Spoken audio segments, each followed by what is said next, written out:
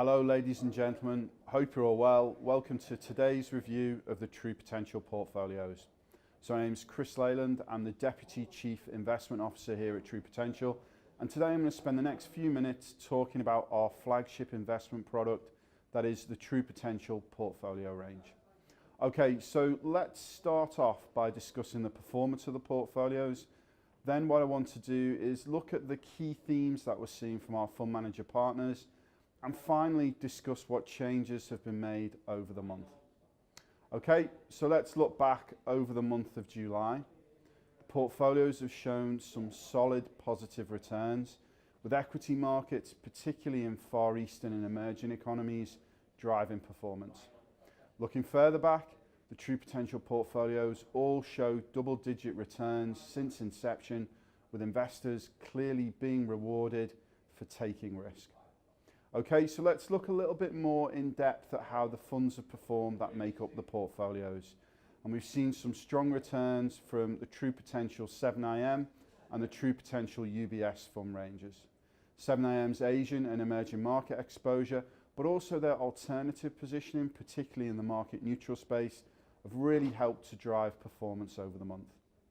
The True Potential UBS fund range continues to go from strength to strength, with another solid set of performance figures helping to build on the strong numbers that we saw earlier in the year.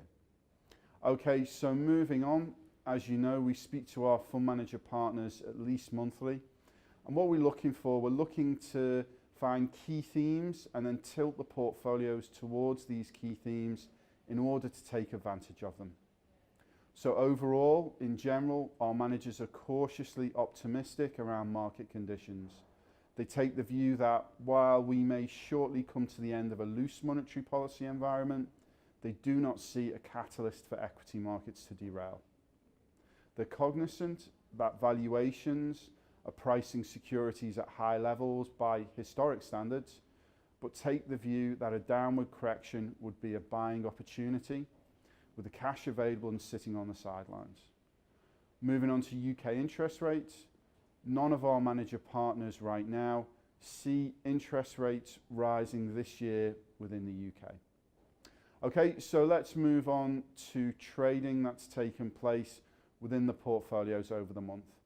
We've carried out a number of changes this month. They lie within our cautious, balanced growth, cautious plus, growth plus, cautious income and balanced income portfolios. Over the month, allocations have been increased to the manager stars of Allianz, Goldman Sachs, Schroeders and UBS, whilst SCI, Schroeder and Columbia Threadneedle have been reduced. Okay, so let's start off with Allianz. Their allocation has been increased because of their ability to be very nimble, reacting quickly to changes within markets. Also, they've taken risk levels down with the introduction of an absolute return strategy within our funds, and their current low risk positioning also acts as a hedge within the portfolios should there be any short-term volatility. Okay, so let's move on to Goldman Sachs. So the allocation towards the True Potential Goldman Sachs Income Builder Fund has been increased. And that's because of Goldman's ability to source income from both traditional and non-traditional areas. Their fully currency hedge positioning also helps guard against the risk of sterling starting to rise. We're also attracted by their ability to select securities on fundamental considerations, and this has been working well. Moving on to Close Brothers, their allocation's been increased, and this is due to their excellent stock picking ability that's really shined through this year, and also their managed exposure to sterling helps to mitigate negative currency moves. As we progress through the market cycle, and with most asset prices having risen, stock selection becomes a more important way of separating winners from future losers. Their fundamental and technical screening criteria, alongside a stop loss discipline, will assist them to navigate changing market conditions. Next, let's talk about UBS.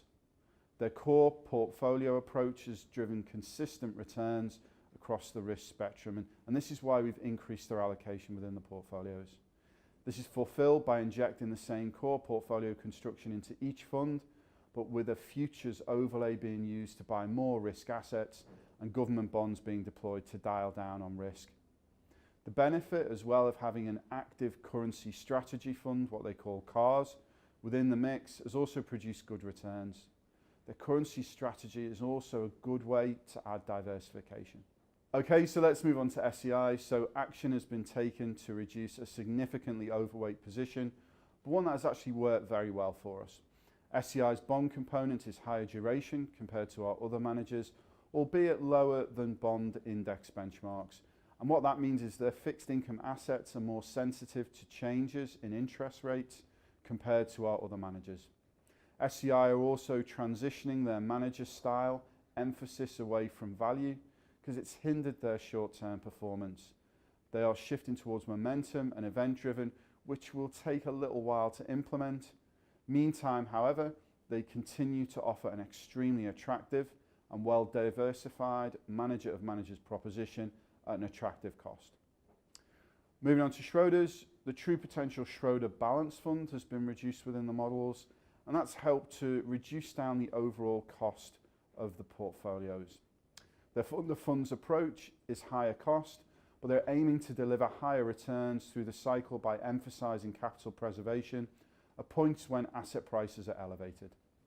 We're currently finding that a number of our managers have been dialing back on risk, which allows us to be a little less reliant on our funds managed by Schroeders.